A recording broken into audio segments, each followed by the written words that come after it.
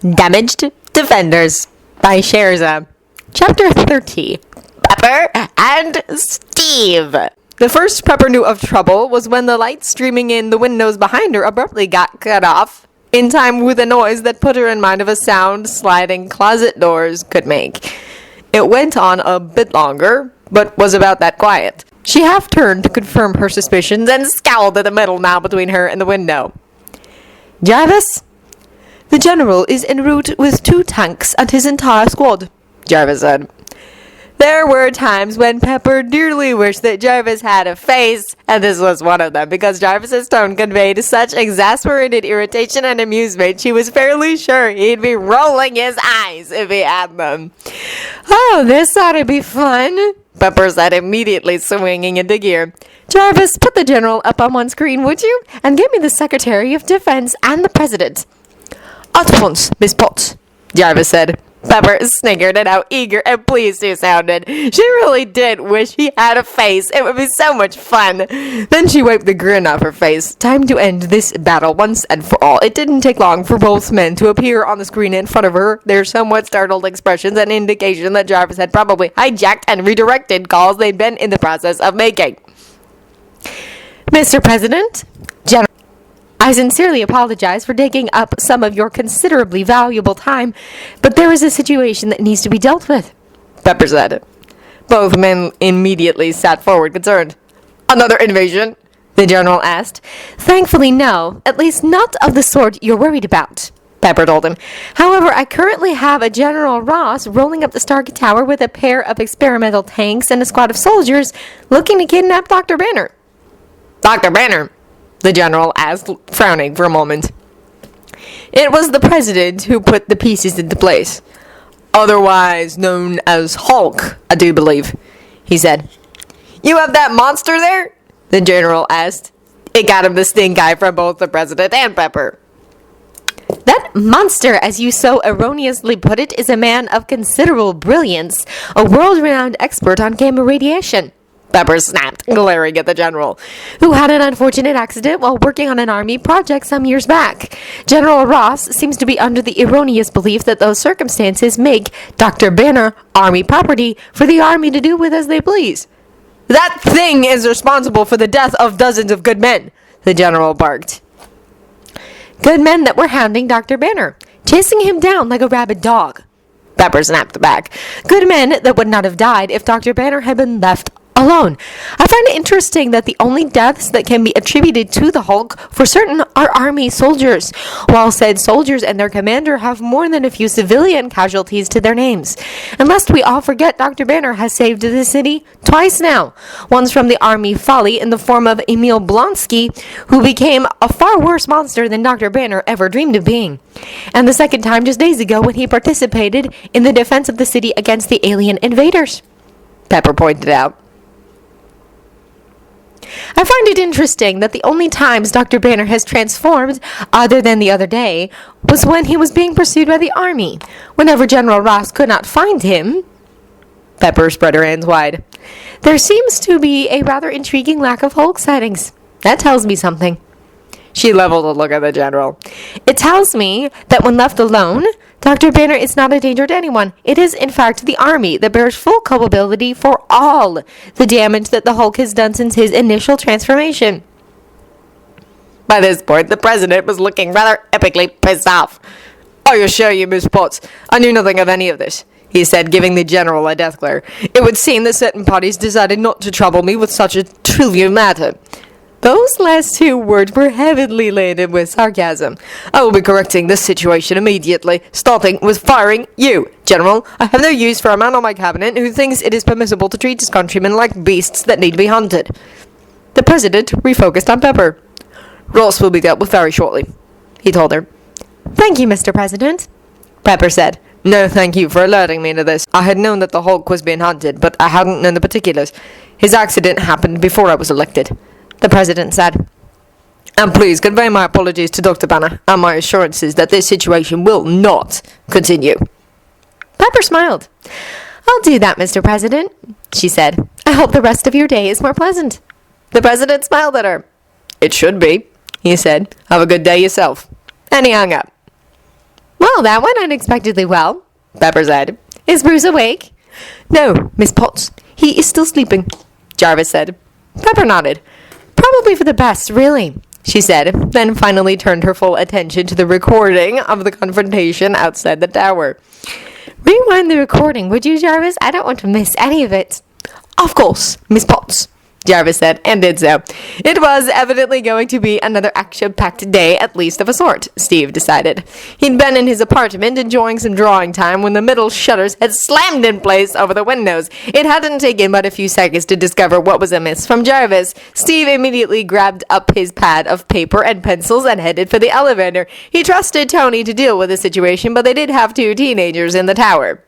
Teenagers that James cared about. Steve understood that James didn't remember him, but that, to his mind, did not relieve him of the responsibilities of the sort of friendship they'd begun in Poland. Steve knew James was in the city proper doing his part for the cleanup effort today, so in his absence, Steve decided to go find the teens and make sure they had someone with them, just in case.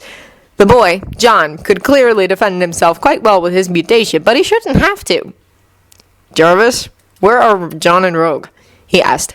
They are on the community entertainment level playing games on one of the gaming systems. Good. Drop me off there? Of course, Captain Rogers, Jarvis said. Very shortly thereafter, he stepped out into the entertainment level and came face to face with 2 fairly alarmed teens. It's okay. We're not under attack, Steve told them. At least, not yet. This has nothing to do with the 2 of you and everything to do with an extremely stupid army general who seems to think Dr. Banner is army property. Rogue blinked at him. Wait, isn't Dr. Banner the one that becomes the Hulk? She asked. Steve nodded. Okay, yeah, the general is stupid, John said. Rogue nodded emphatic agreement to that statement. Dude is suicidal, really, trying to mess with the Hulk, John continued. But like trying to get Logan down when he's on a warpath, and not even Magneto could stop Logan. Magneto? Steve asked. A mutant who can control metal, Rogue said. He's got this whole Hilter-ish thing going on. Mutants are the superior race and should be ruling the earth, yada yada. He built this machine about 6-7 months ago that forced people to mutate. Not sure how it worked, really, Rogue said. Anyway, he found out about me somehow and decided to use me to power the thing by transferring some of his power to me. He was evidently too old to survive the strain he'd put on him. Steve stared at Rogue in horror. That's despicable, he finally settled on. Rogue shrugged. You're not telling me anything I don't already know there. Anyway, by pure chance, I'd run into Logan just before Magneto had one of his buddies try to snatch me. Logan did not approve of that at all. Steve snorted in amusement. No, he wouldn't have, he agreed. James took a very dim view of people who threatened people he liked when I knew him. It really didn't surprise him that not even a metal-conducting mutant could stop James, who now had metal claws, from wreaking havoc. Yeah, Logan spent the next few days stomping a mud hole in Magneto and his crew, Rogue said. It was almost fun to watch, even from my end of it. Well, there's really nothing we could do for now, Steve said. Tony will handle this, I'm sure. Yeah, John, who was more familiar with Tony, said. Yeah, he will. Hey, want to play a game with us? Steve eyed the TV and the figures frozen mid-action there.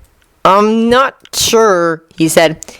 Oh, come on, it's not all that hard, John said. And with your hand-eye coordination, you'll catch on fast. Steve shrugged after a few moments. I suppose it wouldn't hurt, he said. Awesome.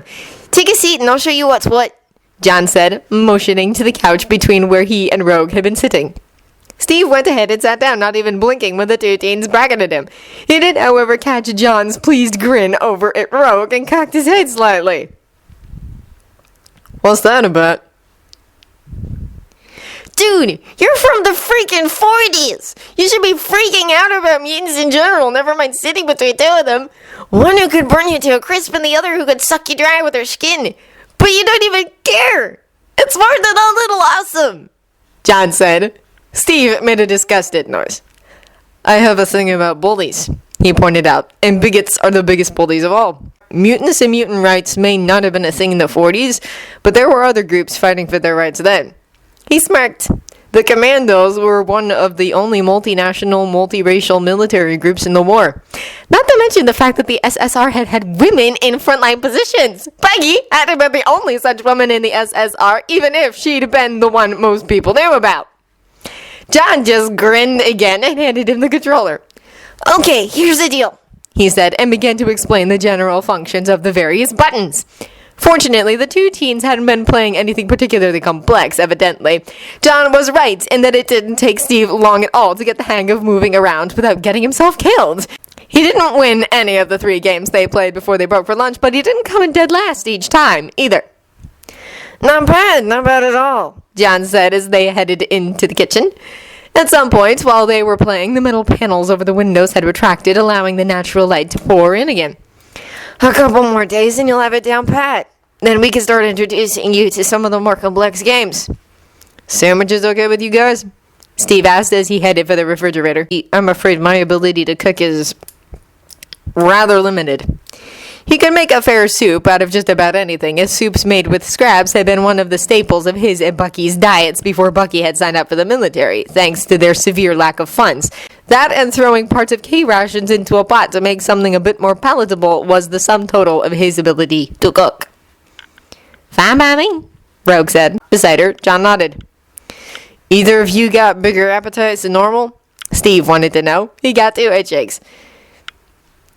"If I've been playing with my fire for a while, then yeah, I have an additional hollow leg," John said. "But mostly I'm just normal hungry teen boy."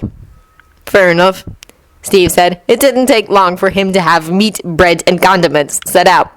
They shared a companionable silence as they made their sandwiches. They just started eating when Pepper arrived, looking miffed.